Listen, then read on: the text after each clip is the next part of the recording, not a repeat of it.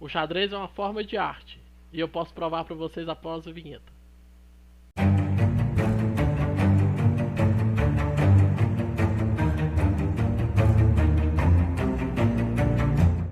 Olá a todos, eu sou o mestre nacional Wesley Silva. Nós continuaremos a nossa playlist com as 110 jogadas mais fantásticas da história do xadrez. Nós somos a nossa jogada fantástica número 71 com as brancas do grande mestre Ed Pinskentis, 8 vezes campeão da Letônia. Também venceu o campeonato da Estônia por uma vez. E com as negras, Eduard Gufeld, jogador soviético muito forte, autor de mais de 80 livros de xadrez, um dos autores mais famosos da história do nosso esporte.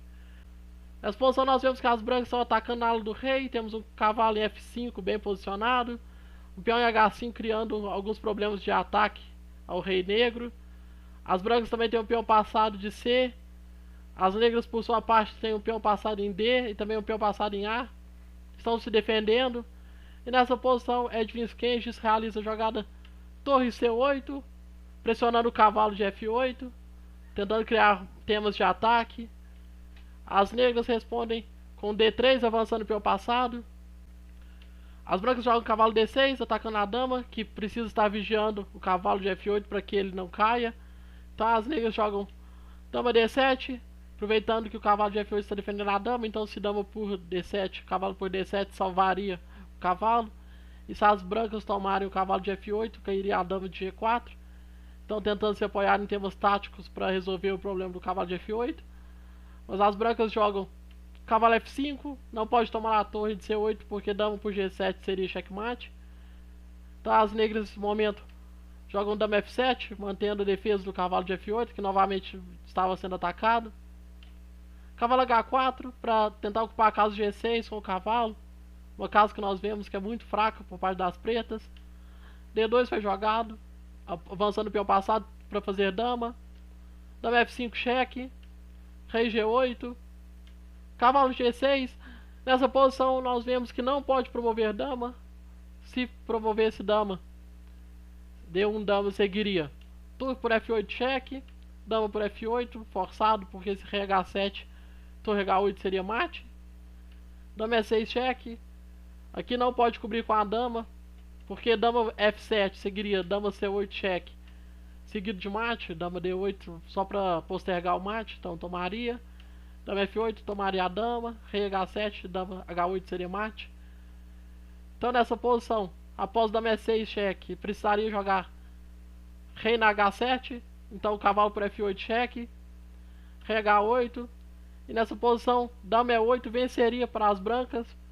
A ameaça seria simplesmente o cavalo G6 cheque descoberto, seguido de mate em H8 com a dama. E as negras não tem como se defender desse mate. Um lance como dama H1 cheque, simplesmente rei G3. Dama G1 cheque também seguiria simplesmente rei G3. Não teria como as negras se defenderem dessa posição.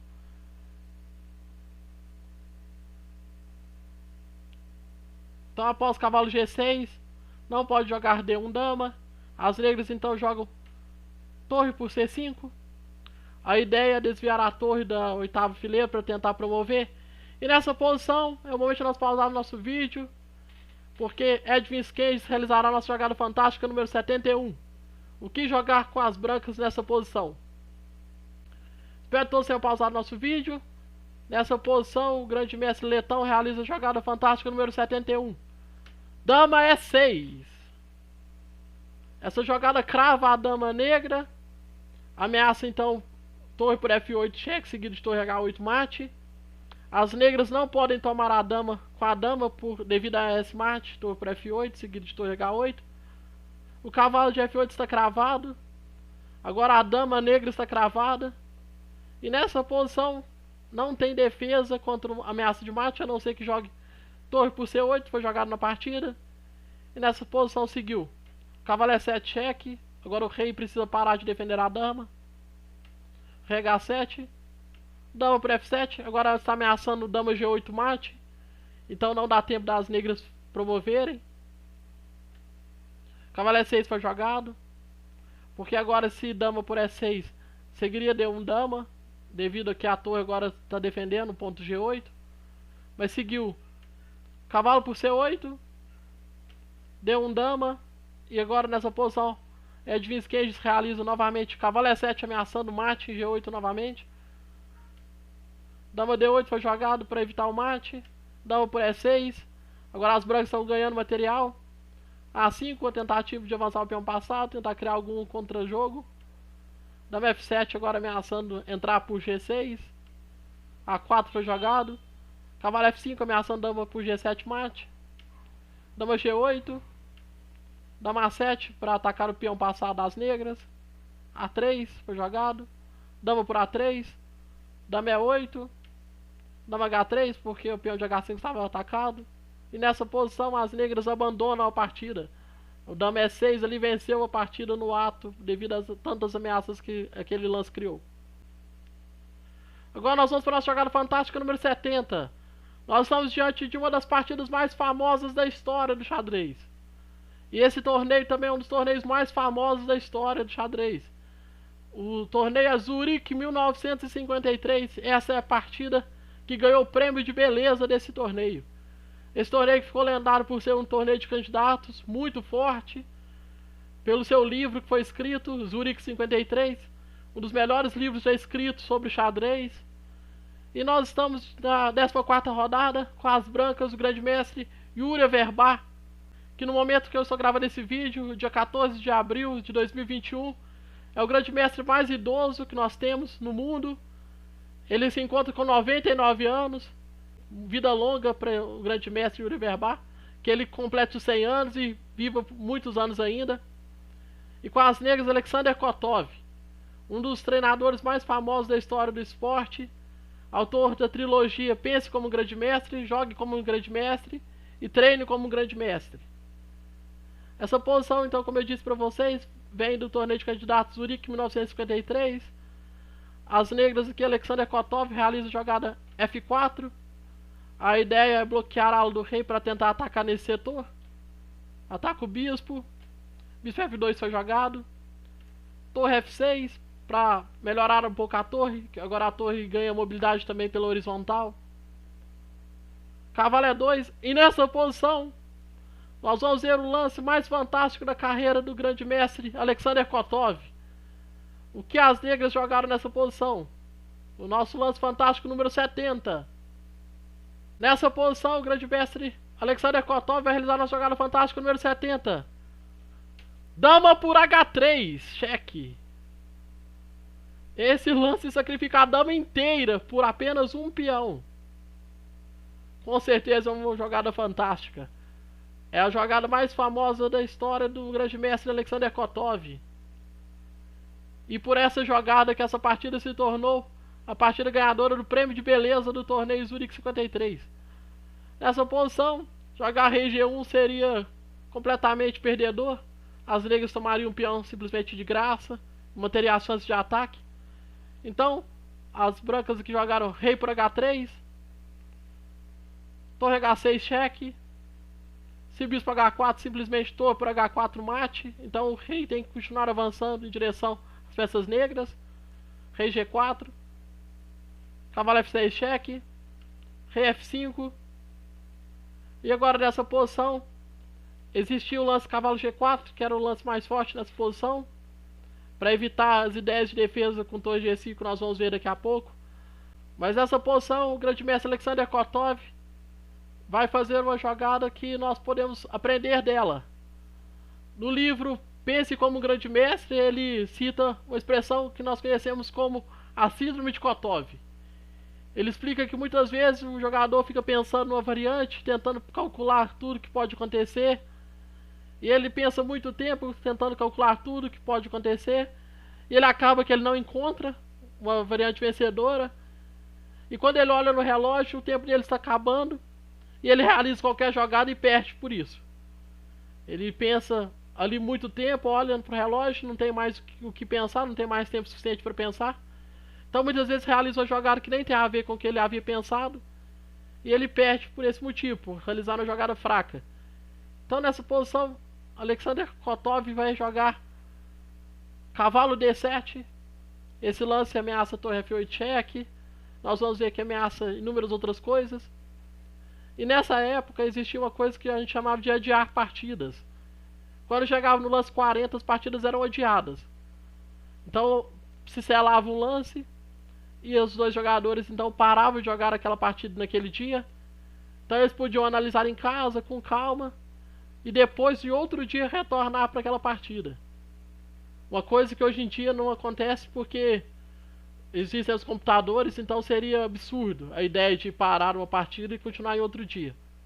Mas naquela época, como não existia esses tipos de ajuda externa, de computadores principalmente, era comum acontecerem isso, adiar as partidas, porque os controles de tempo eram muito tempo para cada jogador, então os jogadores ficavam cansados, exaustos, e a partida era adiada e continuada em outro momento. E aqui o controle de tempo era no jogada 40, quando chegava no jogada 40 se adiava para outro dia.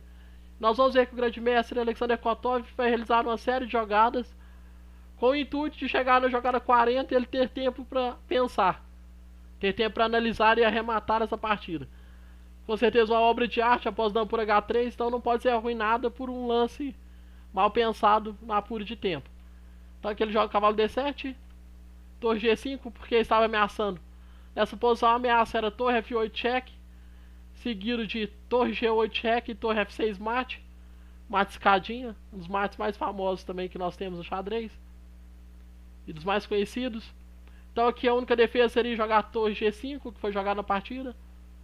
E aqui Alexander Kotov joga torre F8 check, rei G4.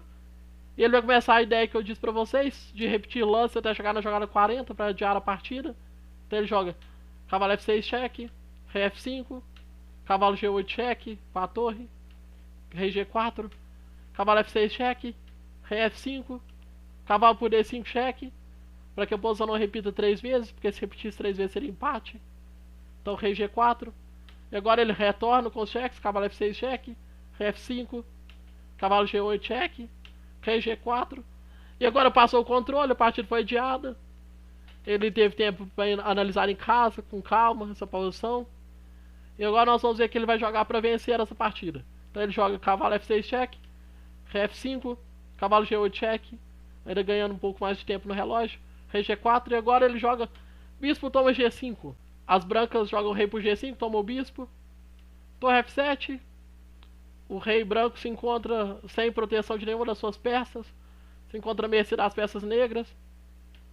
Bispo H4 foi jogado, torre G6 check, rei H5, torre de FG7 ameaçando torre H6 mate. Não tem como parar essa ameaça a não ser jogando o lance bispo G5, que entrega mais material. Então as negras jogam torre por G5 check, rei H4, cavalo F6 ameaçando torre H5 mate. E mais uma vez as brancas só podem evitar o mate devolvendo mais material. Então jogam o lance cavalo G3, torre por G3, dama por D6 foi jogado, torre de 3 G6, novamente ameaçando torre H6 mate, dama B8 check, torre G8, e nessa posição o grande mestre Yuri Averbach abandona a partida. Não tem defesa contra a torre H6 mate, a não ser que jogue dama por G8, o que significaria ficar com a desvantagem de uma peça. Então essa posição está completamente perdida para as brancas. Agora nós vamos para a jogada fantástica número 69, com as brancas, a boa Constrictor, o grande mestre Anatoly Karpov, o maior vencedor de torneios da história do xadrez. Campeão mundial no ano de 1975, após Bob Fischer decidir não defender o seu título. Um jogador fortíssimo, gênio, extremamente conhecido por sua capacidade de anular os planos do adversário. Talvez o maior jogador profilático da história do xadrez. O melhor jogador da história em fazer esse tipo de coisa, impedir que seu adversário jogue. E com as pretas, o grande mestre húngaro Kizon, participante da Olimpíada, 3 vezes medalhista de prata da Olimpíada de xadrez com a Hungria, jogador fortíssimo. Nessa posição nós vemos que o grande mestre Anatoly Karpov está sendo pressionado. Aqui as negras têm um peão a mais, estão pressionando as brancas. Mas nós vamos ver aqui apenas um momento de descuido e o grande Anatoly Karpov vai vencer as partidas de forma brilhante. Nessa posição Karpov joga torre G3, isso ataca a dama com o bispo e ataca o cavalo com a torre. Então as negras aqui jogam cavalo E3 cheque, rei G1, cavalo por G2, tirando a ameaça sobre a dama negra. Torre por G7 cheque, rei por G7, cavalo G3 atacando a dama. Dama A8 para manter a defesa do cavalo de G2.